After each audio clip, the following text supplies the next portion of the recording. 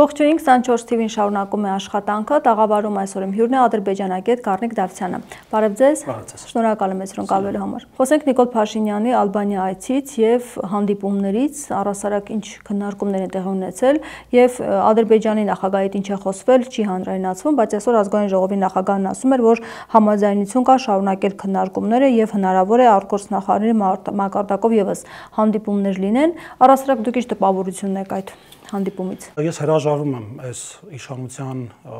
ազգային ժողովի նախագահ կլինի, վարչապետ կլինի, թե ինչ որ բարձր պաշտոն զբաղեցնող մարդու ներկայացնենք որպես հայկական կողմից բանակցող ինչ որ արարածների, որովհետև իրանք հայկականի, Հայաստանի ու հայերի հետ բացարձակ կապ չունեն։ Այն խղճուկ նվաստացած կներեք ոչ եթերային բառից համար կզած վիճակը Նիկոլ Փաշինյանի առնվազն տեսախցիկները, որ երևում էր, նստած կուչեկած, այսինքն լրիվ իմ համար դա անպատվաբեր վարք է որպես Հայաստանի Հանրապետության ներկայացուցիչ, այսինքն հասարակ քաղաքացին նայելով իր երկրի ներկայացուցչին, ինչ պետք է հասկանա, որ այդ մարդը ոչ միայն ենթակա է Ալիևին ու ուրեմն եւ Էրդողանին, այլ նաեւ ինքը որպես այդպեսին չի հանդիսանում Հայաստանի Հանրապետության ղեկավարի պաշտոնը զբաղեցնող մարդ, ինքը հանդիսանում է ենթակա անձնավորություն։ Եվ այնտեղ շատ տարօրինակ կադրեր կային, մասնավորապես որ առաջինը սուրճի է հրավիրում Ալիևին, ինչը իմ կարծիքով, եթե դիվանագիտական լեզվով թարգմանենք, ապա խնդրանքի տեսքով կամ աղաչելու տեսքի է նման, որովհետև ակնհայտ է, որ Ալիևը Նիկոլի հետ ոչ առանձնազրույցի տրամադրություն ունի, ոչ էլ պատրաստակամություն, որովհետև առնվազն այս պայդուրից ձեռք է բերել այնպիսի առավելություններ տարածքային, դիվանագիտական, այլ չասեմ միջազգային առումով, նաև իրենց ռեյտինգի, Ադրբեջանի ռեյտինգի բարձրացման մասով, որ ով է Նիկոլը, որ մի հատ էլ իր հետ առանձնանա։ Ես մոտավոր այսպիսի տպավորություն ստացա Ալբանիա մեծ կադրերից։ Ասած կգամ, բայց գործեր ունեմ, կարծես դա էլ այդպես միտումնավոր ցուցադրելու համար տեսախցիկների արժ։ Սուրճի հետ, չգիտեմ, ամպելու ժամանակ Նիկոլի մատերով հաշվելը իմ մոտ հենց առաջի միտքը, որ ես դա ասել եմ վերջերս մեկ այլ հարցազրույցում, այստեղ էլ կկրկնեմ, որ առաջի բանը, որ միտքը մոտս առաջացավ, մատերով հաշվումա, թե ինչ տարածքներ պետքա նորից զիջի Ադրբեջանին, որովհետև այն ինչ որ Ադրբեջանը հələ չի ստացել Հայաստանից, մասնավորապես Զանգեզուրի միջանցք, օրինակ ադրբեջանցիների վերադարձը Հայաստան,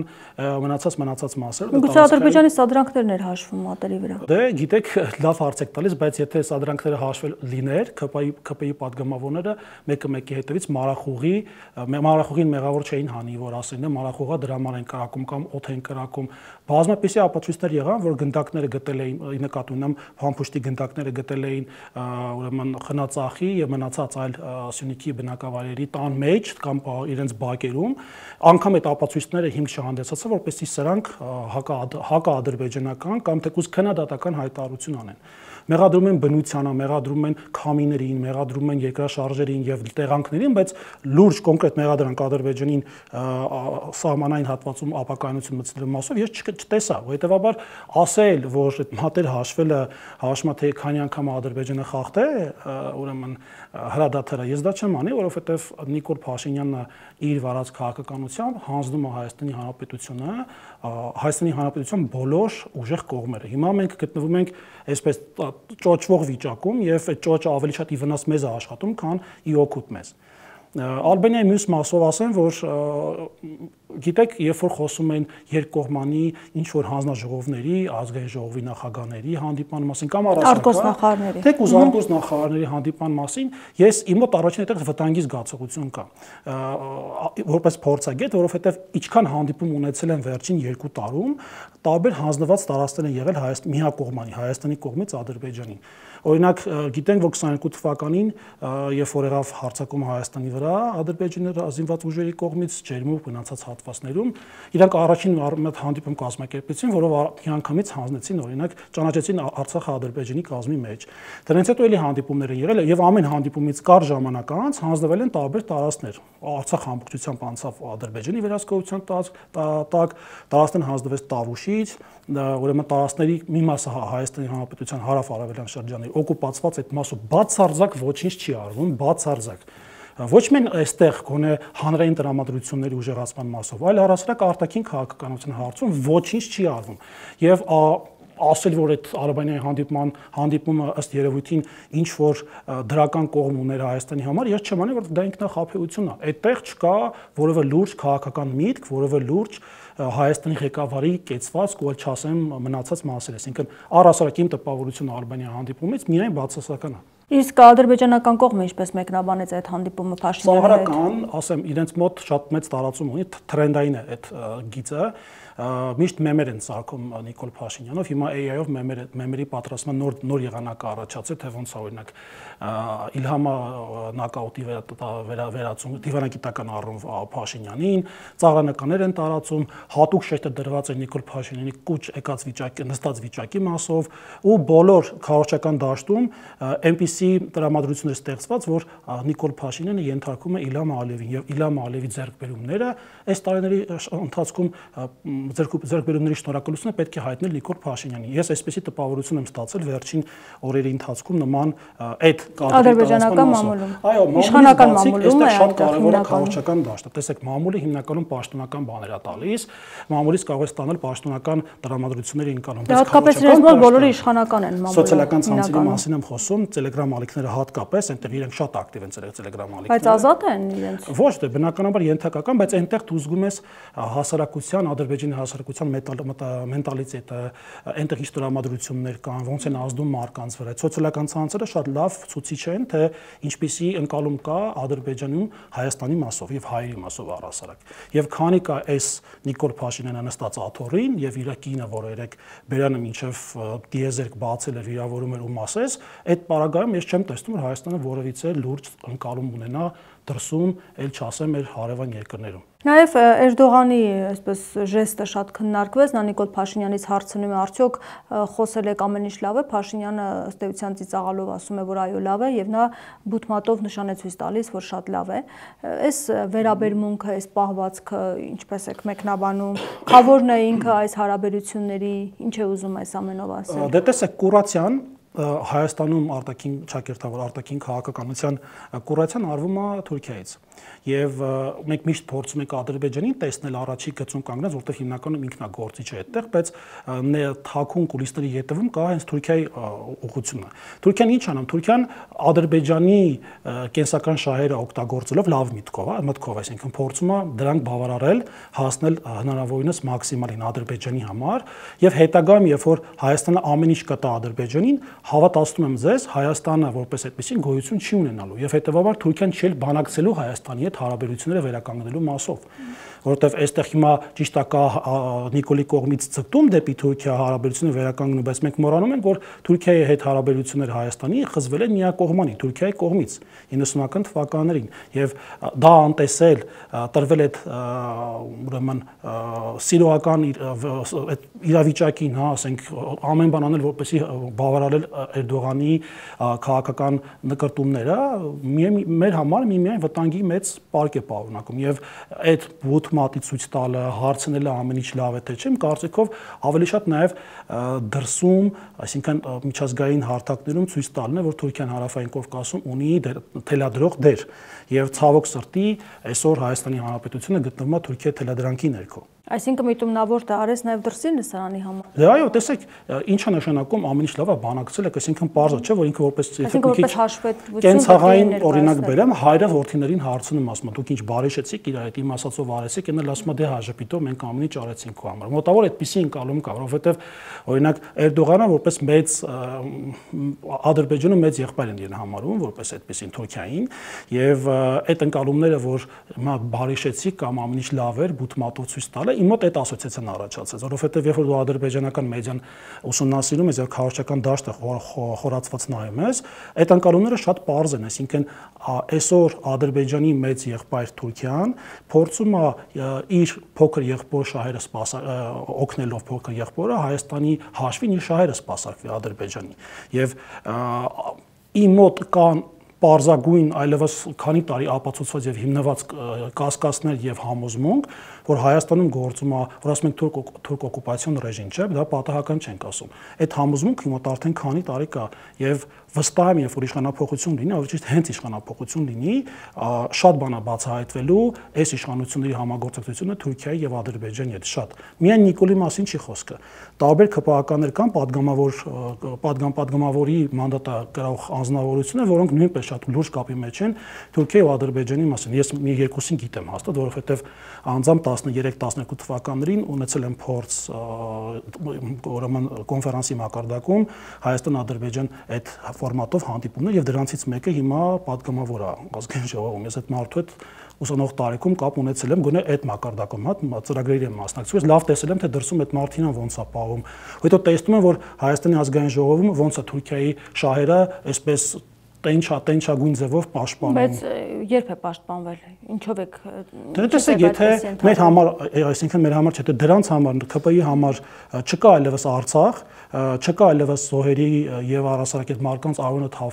թափելու հիմքով հողը պահելու ձգտումներ, չկա հայկականություն եւ չկա հայկական պատմականություն, այդպեսի մեկնաբանություն տամ, բարձր չէ, որ այդ մարդիկ այստեղ երկրորդ տարբերակը ո՞րն է, այսինքն ինչի չկա, որովհետև Թուրքիան ու Ադրբեջանը ձգտում են, որպեսզի հայկականություն Հայաստանում չլինի։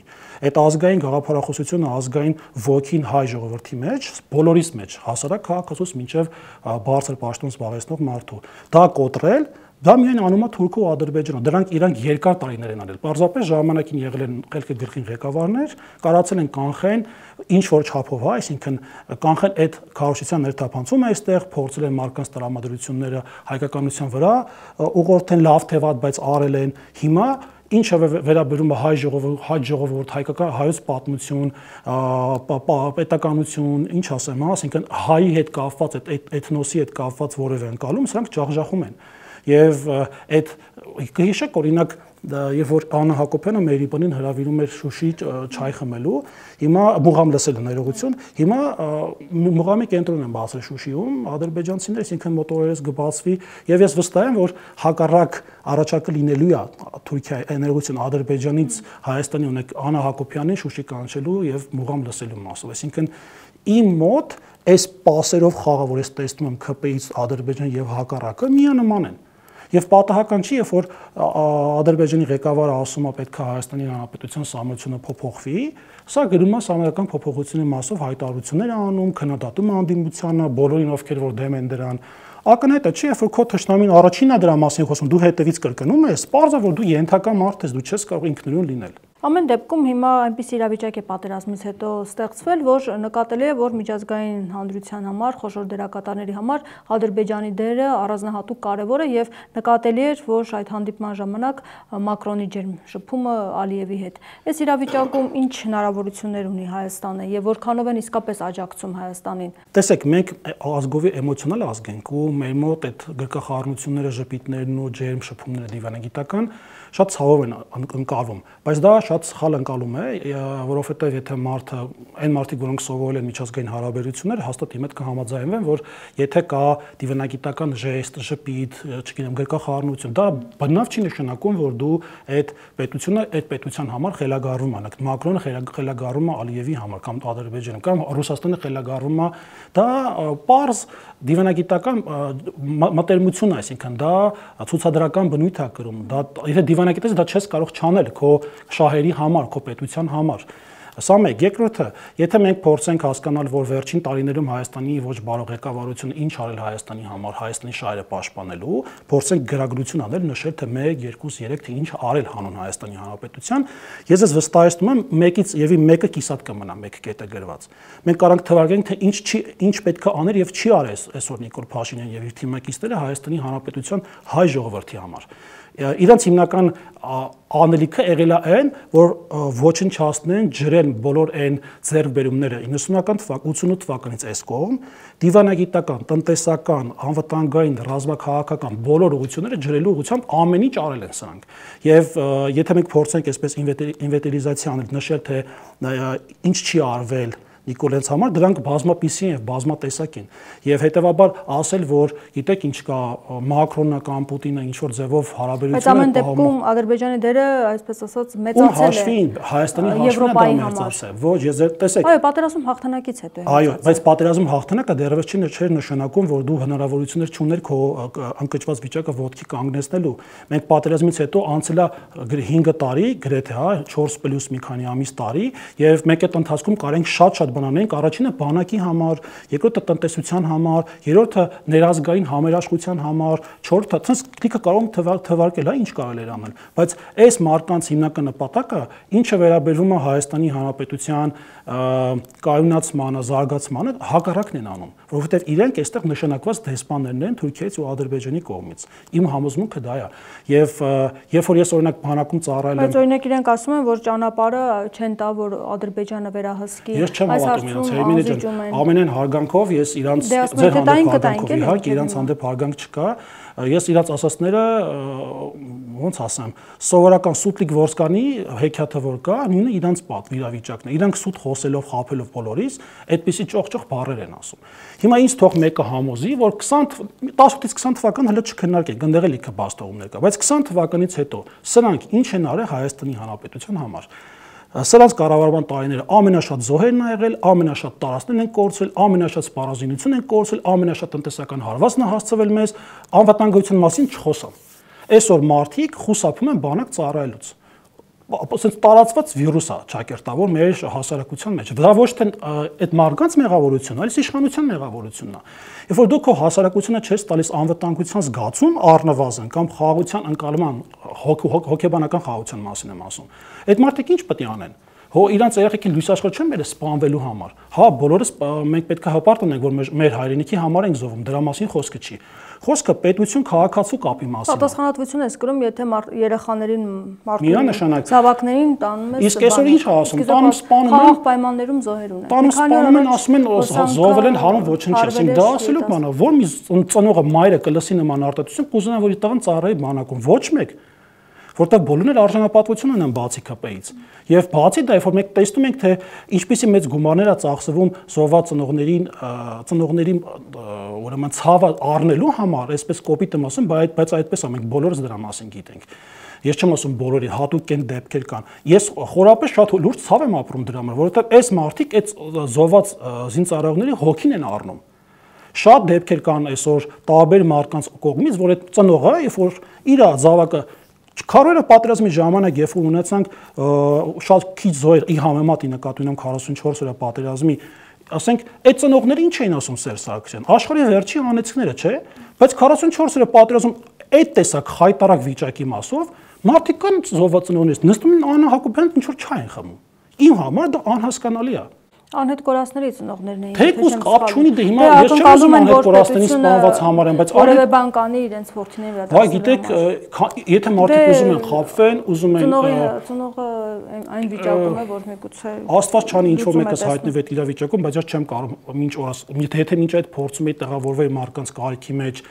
Ալեն Սիմոնյանը արհամարում է ծնողներին տեսնելու հարցում։ Մարդիկ ճանապարհը պետք է փակեն, պոլերին նստեն, այդ ծնողները տարիքով, որ ինչա թե ինչ որ մեկը իրան կներեք բարեսում լայեղանի դրանց հետ հանդիպի, այտենց չէ էլի ձևը։ Պետության ղեկավարությունը կամ պետության ներկայացուցիչները պարտականություն ունեն քաղաքացիների նկատմամբ, անկախ նրանից այդ քաղաքացու զավակը անհետ կորածը զոհվածը թե ծառայում է բանակում։ Բայց այս մարդիկ թքած ունեն բոլորի վրա։ Այս մարդիկ հայ ժողովրդին նայում են որպես գրպանները մտնելու սուբյեկտներ, դաժե անգամ օբյեկտներ չէ, սուբյեկտներ, քերելու օբյեկտներ են նայում։ Ոնց անենք այս ժողովրդին հարգելի տակ մտցնենք, անվտանգության խնդրեմ ստեղծենք, հոգեբանական ճնշումներ ենք, տեղեկատվական դաշտը աղբով լցնենք, ադրբեջանականություն քարոզենք։ Մեր մոտ հիմա տոտալ քաոս է ու ցավոք սրտի Նիկոլ Փաշինյանը քաոս կառավարելու հարցում ունիկալ դեմք է։ Ինքը կարում է քաոսը կառավարի։ Հիմա դու կարծում եք այդ պայմանագիրը ինչ վիճակում է, արդյոք խաղաղության պայմանագիրը, համաձայնագիր արդյոք կկնքվի թե ոչ, եւ հնարավոր է, քանի որ առաջիկա ընտրություններ են եւ անհրաժեշտ է իշխանության համար վերընտրվելը, եթե իսկապես Ադրբեջանը եւ Թուրքիան ուզում են, որ Փաշինյանը լինի Հայաստանում ղեկավար, վերընտրվի, իրենք ստորագրեն։ Տեսեք, այստեղ կա երկու տարբերակ, առաջի տարբերակը կստորագրվի, որ ինչ որ մի թուղթ եւ չի ստորագրվի ինչ որ միտով։ Ես այս թուղթը խաղաղության պայմանագիր չեմ ասում։ Եթե մինչ այդ տարիներ կհիշեք, մենք 2-3 տարի դրա մասին ասում ենք չի ստորագրելու, չէ ստորագրելու, մինչև եկանք հասանք այսօրը։ Այսինքն հիմա Ալիևի մոտ կա երկու տարբերակ, ինքը կամ պետք է աջակցի Նիկոլ Փաշինյանի ընտրությունները 26 թվականին հաղթելու առումով, ֆինանսապես, այդ թուղթը ստորագրելով, քաղաքական հայտարարություն ի օգուտ Փաշինյանի անելով, որպեսզի ընտրողները, որոնք որ Նիկոլ Փաշինյանի ֆանատն են, էլ ավելի գերդոզավորված գնան Նիկոլ ընտրեն։ Եվ երկրորդ տարբերակը, որ այսինքն առաջինը չավարտեցի, երբ որ կգա այդ իրավիճակը ընտրություններին աջակցելու մասով, ես կարծում ինչ որ միտոտ կստորագրվի, բայց ոչ թե պայմանագիր, ոչ թե այն ինչ որ սրանք խոսում էին տարիներ շարունակ, այլ ինչ որ միտող, որի վրա կետեր գրածել են, դա Նիկոլը բնականաբար կներկայացնի։ Այո, դե հələ հարց է 17-ն թե ավելի շատ են, որովհետև ես ունեմ վստահություն, որ այնտեղ կան գաղտնի փաստաթղթեր, որտեղ մենք միշտ վերջում։ Դե հավելյալ պահանջներ են ներկայացրել։ Դե հենց դա է խնդիրը, որ այդ պահանջները իրենք քննարկելի չեն այդ հարցերը։ Փաշինյանը ով է կներեք էլի որպես smart, որ մատել Ալիևը իրան բանի տեղ դեն։ Այսքան ժամանակ Փաշինյանի խոսքը Ալիևի մոտ անցել է։ Եղել է հայտարարություն, Նիկոլը ասի, մենք անում ենք սենց, մինչև վերջ տանի այդ կետը անի, չի եղել։ Խոսում էր Արցախի դեօկուպացիայից, ներողություն, Շուշիի հադրութի, օկուպացիաց տվեց Ադրբեջանին։ Խոսում էր անվտանգության, մեր մոտ անվտանգության ապահովման այդ շեմը բարձրացնելու մասին։ Հիմա մեր մոտ ինչ վիճակ անվտանգ է, այսինքն ի նկատի ունեմ 21 թվականի ընտրությունների մասին։ Ես հորդորում եմ, խնդրում եմ, կոչ եմ անում այս բոլոր լսողներին չտրվել այդ սադրանքներ։ Նիկոլ Փաշինյանը իր բոլոր ասածների հակառակն է միշտ անում։ Այդ մարդը որ ասում է լավ կլինի, միանշանակ վատ ալնելու։ Եվ մյուս կարծում եք որ կստորագրի ադեպ։ Ես կարծում եմ, եթե բանը հասնի դրան, որ Նիկոլը հասկանա կամ Ալիևը հասկանա, որ իրոք դա կօգնի Նիկոլի վերարտադրվելու մասով, անպայման այդ թուղթը կստորագրվի։ Ինչ որ մի բան։ Եթե տեսեք, եթե այդ ինդիկատորները ոստորագրվեց, կարող եմ ձեզ վստահեցնել, որ իրանք իրականում վախենում են, որ առանց այդ թղթի Նիկոլը կպարտվի։ Իսկ Նիկոլը այսօր քաղաքական դաշտում մանիպուլյացիա ստի ու կերտիկ տարածելու վարպետ է։ Եվ այդ թղթով ինքը կկարողանա շատ մարկանց գերել, որ տեսեք, ես խոստացա ու արեց։ Երևի այդ 7 տարվա մեջ միակ խոստումը այն էլ Չակերտավոր է, այդ ինչքանով մեր համար դրական կողմեր ունի, կկատարի։ 7 տարվա մեջ մի բան արի երևի։ Այդ կլինել հարց է կլինի, թե չէ, որտեղ լիքը բայցեր կան, որ պետքա դրանք կայանան, որ նոր այդ փաստաթուղթը ստորագրվի։ Դե համանդրության փոխելու հարցն է, որ անընդհատ օրակարգում են իրենք պահում, բայց դա երկարատև գործընթաց է, Ադրբեջանը դա շատ լավ հասկանում է, բայց կարծես թե պատճառ է իրեն պետք անընդհատ այս համաձայնագիրը ստորագրելու համար։ Հայաստանի հետ խաղաղություն ձգտում չունի։ Ինչու՞։ Ադրբեջանում տարիներ շարունակ հայատացություն է տարածված։ Ադրբեջանում հատկապես 44 օրյա պատերազմի հաղթանակից հետո հայերի արունը խմելու մեծ ցանկություններ կան տարբեր մակարդակներում։ Եթե այն ժամանակ օրինակ Ալիևի թույլտվությամբ կար այսպես կոչված խաղաղության փոխանակում ծրագրեր, հանդիպումներ երիտասարդների միջև, 18 թե չեմ սխալվում 17 թվականից դրանք ընդհանրապես կրճատվեցին, այսինքն վերացան։ Ես դրանց մի քանիսում եղել եմ, դա գաղտնիք չի, իմ շրջապատը գիտի դրա մասին։ Առանց պատճառաբանության ծրագիրը փակվեց։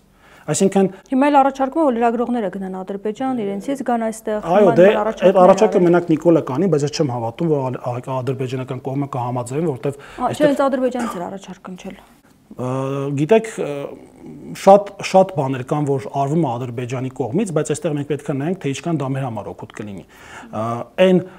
ադրբեջանական խաղաղություն եւ պետական գաղափարախոսությունը, որը կա լրատվական դաշտում, ես ձեզ հավատացնում եմ, մերոնք դրանց ես ոչ թե թերագնահատում եմ ձեզ որպես լրագրող, բնավ, բայց իրանց մոտ կա պետականություն, կա խաղաղական ուղիներ, դրանք սպասարկում են տարբեր ուղղություններով նաեւ լրագրողները, բայց մեր մոտ լրագրողներն ու Նիկոլը առանձին մարմիններ են։ Բացի ԿՊԱ-ական լրատվականների մասին, ես ես հավատացում եմ դուք չեք կարող այդ քաղաքական դաշտից դուրս գալ որպես լրատվականներ։ Միգուցե գնաք նկարեք հարցեր տակ, բայց Ադրբեջանում կա լուրջ վերլուծական կենտրոններ, որ մինչև հիմա հատկապես 44 օրյա պատերազմից հետո վերլուծում են հայկական տրամադրություններ։ Իրանք շատ լավ գիտեն մենք այստեղ ինչ ենք շնչում, ինչ ենք արտաշնչում քաղաքական առումով։ Իրանց մոտ այդ եթերներ, երբ որ դու լսում ես փորձագետների ադրբեջանական խոսքը, դու հաստատ հասկանում ես, որ իրանք քո ներքաղաքական ներվի այդ լարը լավ հասկանում են ու զգում են։ Ու դրան ինչից է դա գրեթե։ Նախ իրանք վերլուծական կենտրոններ ունեն,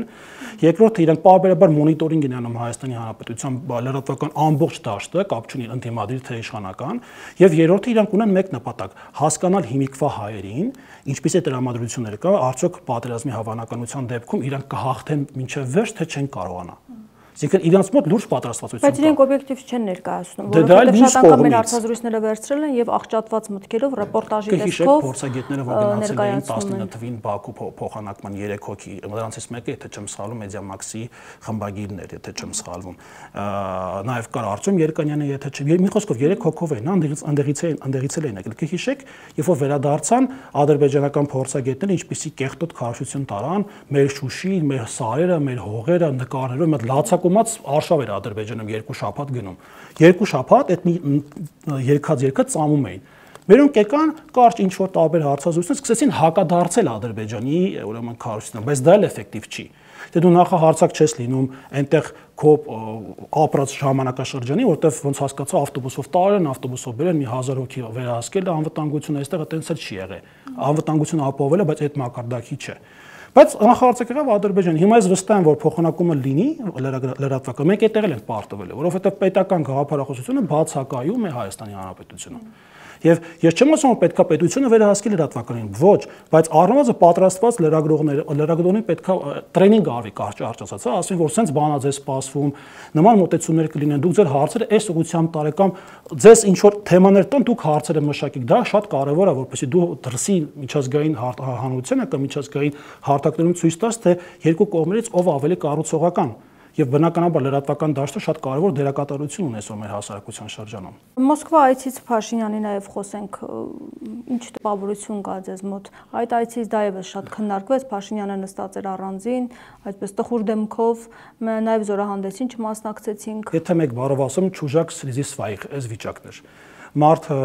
հասկացա, որ եթե Մոսկվա չգնա քաղաքական ստեյ զարգացումները նկատի ունեմ ցույցեր, որ պետքա սպասում, պետքա լինի մնացած քաղաքական զարգացումները, ինքը Մոսկվա աջակցություն հաստատ չի ունենալու։ Դա արել է առնվազն այդ հարցում, որ գոնե մի փոքր զսպող հանգամանք լինի։ Երկրորդը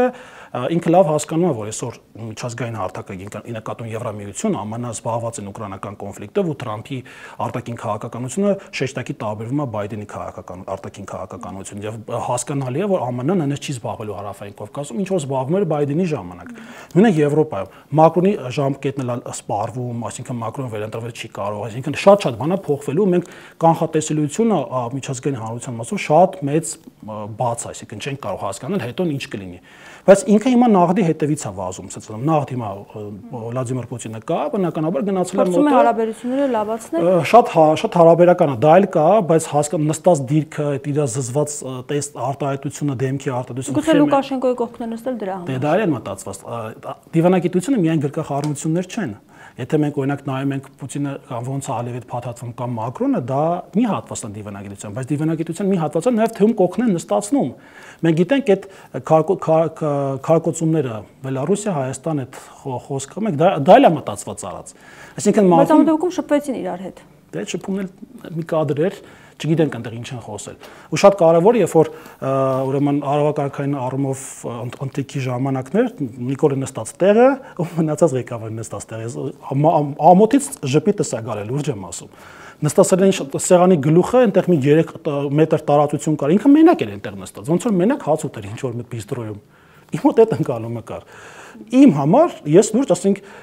ամեն անգամ ամոթ եմ ապրում, գետին եմ մտնում, որ Նիկոլի պես մարդը մեզ է ներկայացնում, հայ ժողովրդին է ներկայացնում։ Մենակ Նիկոլը չէ, ԿՊՆ-ը հետը միասին։ Ես որպես Հայաստանի Հանրապետության քաղաքացի, ով ծառայել է բանակում, ով ունի միայն Հայաստանի Հանրապետության քաղաքացիություն, ով իր երկիրը շատ է սիրում, չգիտեմ, ես Հայաստանի տարբեր անկյուններ շուշուտ եմ գնում, այսինքն իմ մոտ կա այդ մեր երկրի հանդեպ շատ մեծ սեր։ Ես ամոթից գետին եմ մտնում, որ տենում եմ այդ դրա դեմքով ինչ որ մեկը կամ ԿՊ-ի դեմքով։ Կանգնած է Հայաստանի դրոշի դիմացը կամ ետևը։ Նաև տեղեկություն եղավ, որ առաջիկայում Ռուսաստանի Դաշնության արտգործնախարար Սերգեյ Լավրովն է գալու, այսինքն 20-ին հստակեցված չի ոնց որ։ Հստակեցվել է, որ գալու է ամսի 20-ից ինչ սպասենք, որովհետև տեղեկություններ չի տրամադրվում, թե մասնավորապես ինչ հարցով են գալիս, արդյոք կրկին այդ համաձայնության հետ կապված է խաղաղության գալու։ Դժվար է ասել, ես չեմ կարող այդ մասով որևէ կարծիք ասել, որովհետև այսօր հայ-ռուսական հարաբերություններ այնքան ցածր ու վատ վիճակում են գտնվում, որ կանխատեսել թե ինչի համար է գալիս կամ ինչ նպատակով շատ դժվար է ասել։ Ես կարծում եմ, որ գոնե այն վատ վիճակը ինչ որ բալանսավորելու մասով կարող է փորձել լինեն, բայց բնականաբար ոչ Ռուսաստանի կողմից կամ կարող է ինչ որ նախազգուշ։ Ես իրոք այս մասով կխուսափեմ պատասխանից, որովհետև իրոք չեմ պատկերացնում նպատակը գալու չունեմ այս պահին, որովհետեւ Ամեն դեպքում փաստորեն կարևորվել է նրա այցը, նա համարել է, որ պետք է Հայաստան գա, հավանաբար ինչ-որ գործընթացներ երկրորդ դեմքն է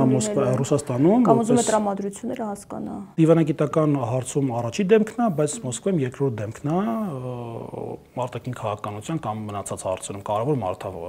Լավրովը եւ Լավրովի այցը Հայաստանի Հանրապետություն ինքն իր մեջ կարող է շատ եւ վտանգներ եւ դրական կողմեր, որին քիչ եմ հավատում, եւ նախազգուշական նպատակ ունեն, այսինքն ինքը չի գալիս մենակ ենթադրենք հարաբերությունները վերականգնելու մասով կամ կոնել նորմալիզացնելու մասով։ Այդտեղ կարող է լինել կոնկրետ պահանջներ, կոնկրետ ուղղություններ, եվրոպական գիտենք, սրանք Եվրոպայի գիժ են, չէ՞, ընկած են Եվրոպայի հետևից։ Հիմա տենում ենք, որ Եվրոպան անգամ չէր քննարկում Հայաստանի հարցը։ Շատ բազում հարցեր կան այսօր բաց թողնված Հայաստանի եւ Ռուսաստանի միջեւ եւ կարծում եմ մի այցով